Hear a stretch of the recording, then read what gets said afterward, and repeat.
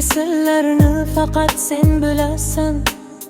Tillarim aytolmagan dardlarni ham sen eshitasan.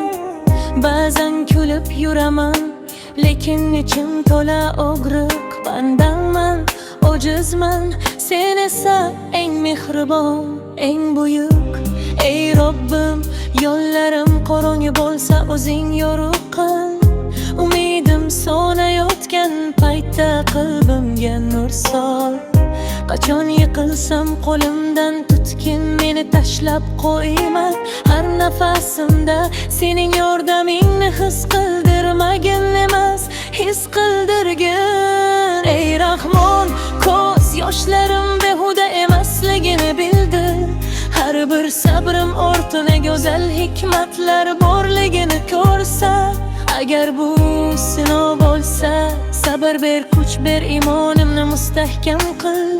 Agar bu dard bo'lsa, shifosini ham o'zing ato et. Ey Alloh, yuragimni yengil qilgin, ichimdagi og'irlikni olgin. Meni o'zim ham tushunmaydigan holatlardan qutqargin. O'tmishimni kechir, xatolarimni affet. Kelajagimni esa rahmating bilan go'zal qil. Ey Zot, hech kimga aytolmagan gaplarimni senga aytyapman. Chunki bilaman, sen hech qachon yuz o'girmaysan.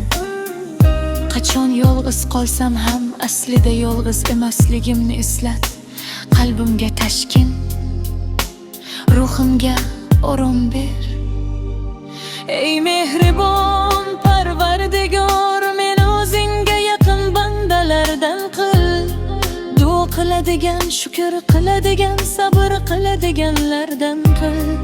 Yo'limni to'g'ri qil, qalbimni bond qil, niyatimni harom qil.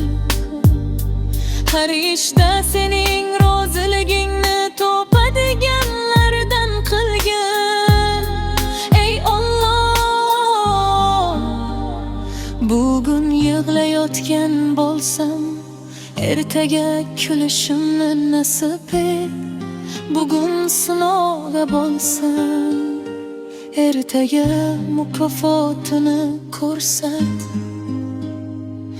Men senga ishondim, senga suyanib turibman.